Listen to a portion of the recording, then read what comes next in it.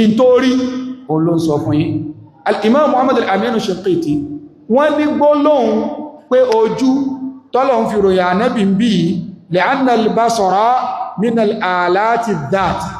la ruh, tí wọ́n bá ní ojú ara lèyàn fojú ròyìn, èyàn fojú ròyìn spirit. Ọlọ́run fojú ròyìn Ànábì pé ohun tójú rẹ̀ rí bẹ̀ náà ló ń sọ fún. So tọ́lọ̀un fi ròyìn ẹ̀kọ́ orí ó fojú rí nǹkan,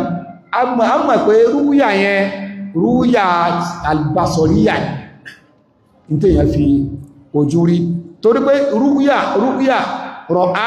ó lè ní túmọ̀ méjì. Ibẹ̀yẹn làwọn kan sápamọ́ sí lìnúríyàwó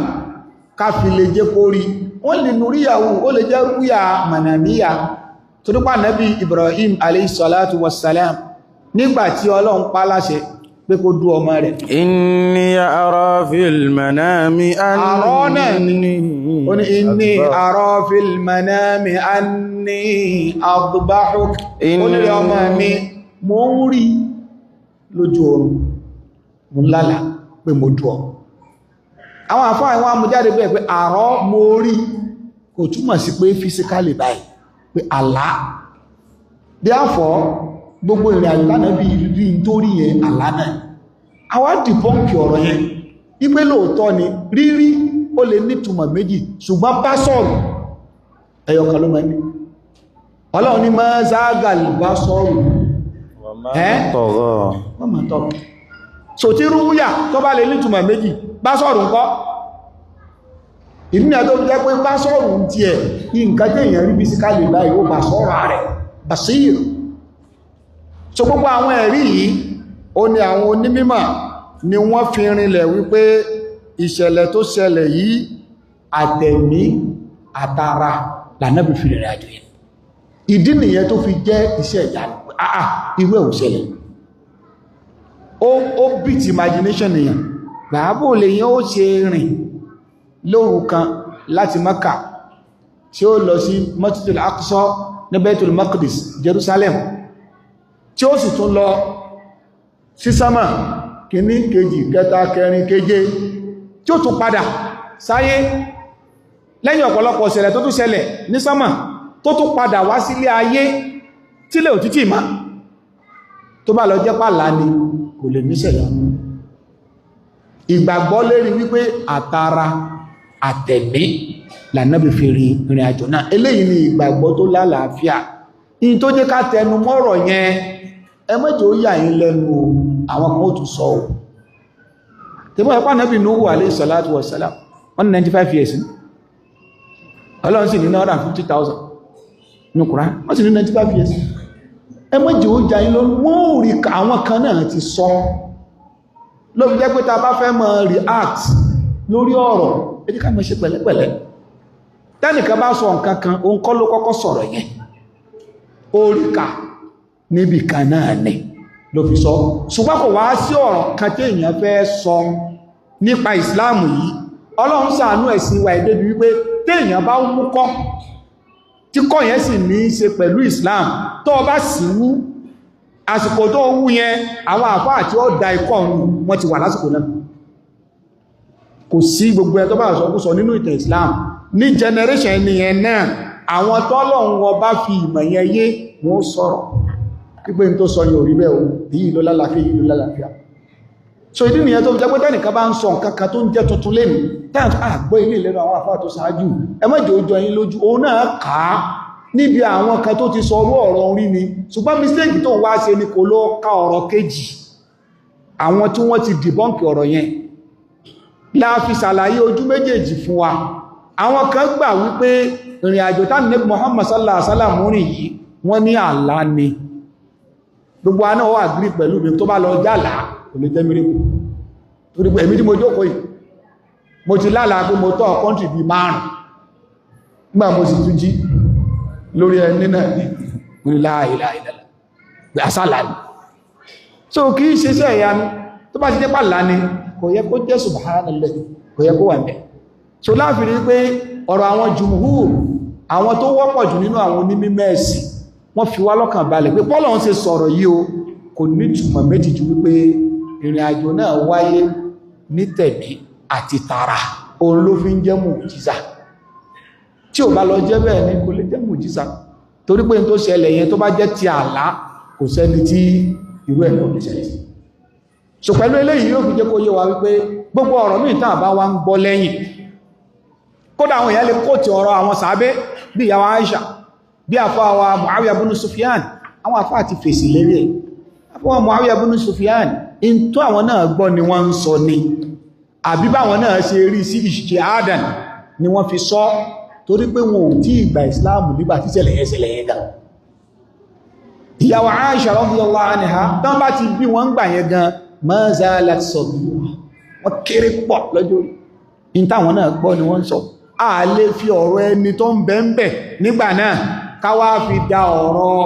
ọ̀rọ̀ ẹni tí ò sí ń bẹ tó ṣe pé ó gbọ́ lẹ́nu àwọn tí wọ́n gbọ́ lẹ́nu àwọn tí wọ́n gbọ́ káwá fi wé ẹni tó wà ń bẹ nígbà náà tí ọ̀rọ̀ yìí tó bá jẹ́ àlá ni kò yẹ kó wọ́n torí ẹ̀ pé àfọwà Abubakar ní Siddiq ṣe gbogbo àwọn nǹkan wọ̀nyí àwọn àfáà súnnà àwọn jumhurul ulama àwọn tó pọ̀ jù majority àwọn àfáà onímọ̀ tafsir gbogbo wọn lọ síbi wípé gbogbo àwọn tí wọ́n bá ń sọ pá lálà náàbì lá kọ́kọ́ ọ̀rọ̀ wọn kan kó lẹ̀ ọ̀rọ̀ yẹn tako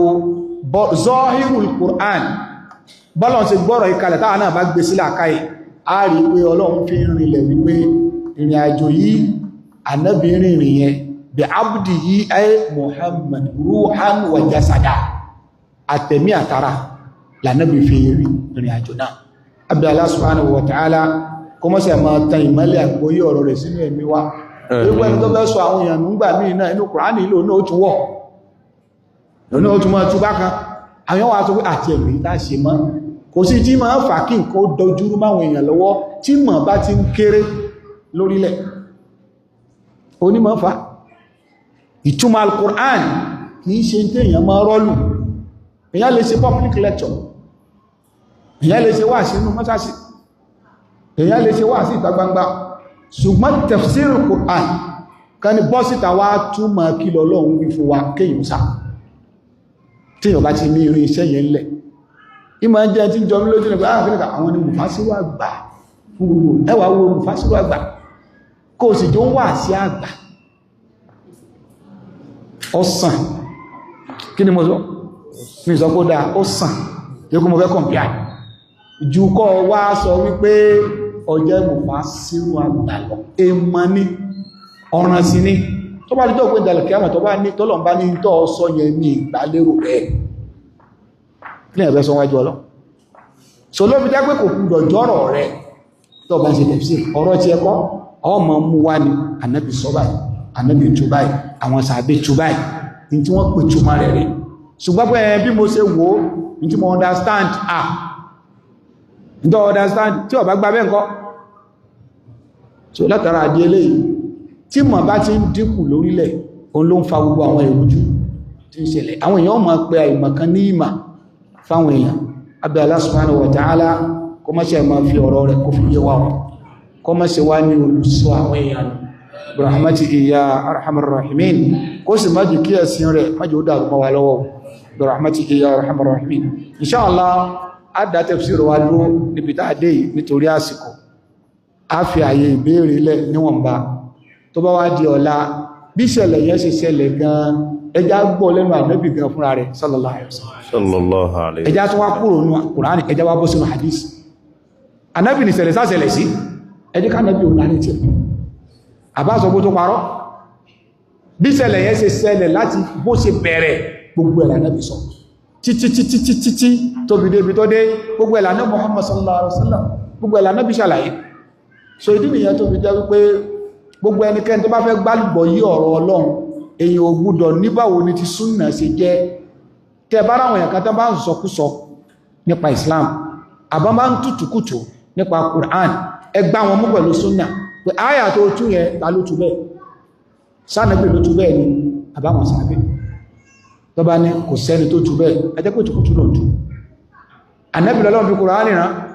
ó gbọ́ túmọ̀ rẹ̀ ju ẹnikẹ́ni lọ àwọn sàábẹ́ ni wọ́n wà ń bẹ̀ nígbàtí Kùránì ń sọ̀kalẹ̀ ó yé wọn ju ẹnikẹ́ni lọ gbogbo nǹkan tàbí ti tú nínú al-Qur'an ó yẹ ká máa ráfìtì rẹ̀ ti sọ́dọ̀ Ànábì Muhammad sallallahu alaihi wasallam torí bó lọ́lọ́run Qur'an bóòlà Ànábì ṣe tú bóòlà àwọn sàábé ṣe tú eléyìí náà ń pè ní at-tafsiru al-ma'thur at-tafsir al-ma'thur bóò ni wọ́n ṣe tú eléyìí ò ní jẹ́ ká ṣìnà kò dẹ̀ ní jẹ́ ká ṣì àwọn èèyàn lọ́nà eléyìí ni tafsir èyí tó lálàáfíà tó látara àdí eléyìí a ń sọ̀rọ̀ ìrìn àjò òru Ànábì tí ṣẹlẹ̀ sí gan ẹjá gbọ́ tẹnu rẹ̀ náà sallallahu alaihi wasallam ṣùgbọ́jọ́ ti lọ tó bá di ìjókòó lọ́la lágbára Ọlọ́run á lọ sínú hadith bóò ní ṣẹlẹ̀ yẹn sì ṣẹlẹ̀ ní gbogbo rẹ̀ tánàbí rìn kí làwọn nǹkan tó ṣẹlẹ̀ láàyè kọ̀ọ̀kan gbogbo ẹ̀lànàbí nariti pẹ̀lú hadith tó lálàáfíà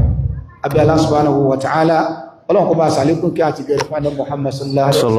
alaihi wasallam àtàwọn ará ilé àtàwọn sàhábà Ọlọ́run kó sì bá ṣàlékún dáadáa àánú Ọlọ́run fún àwọn àfáà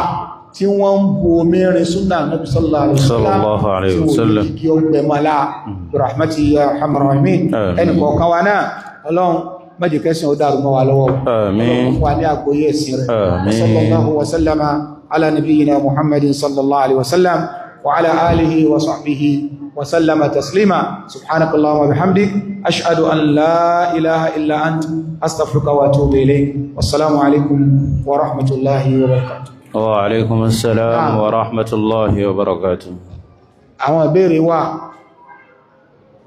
ẹjá kọ mú láti ẹ̀yìn àfá number 1, number 2, number 3.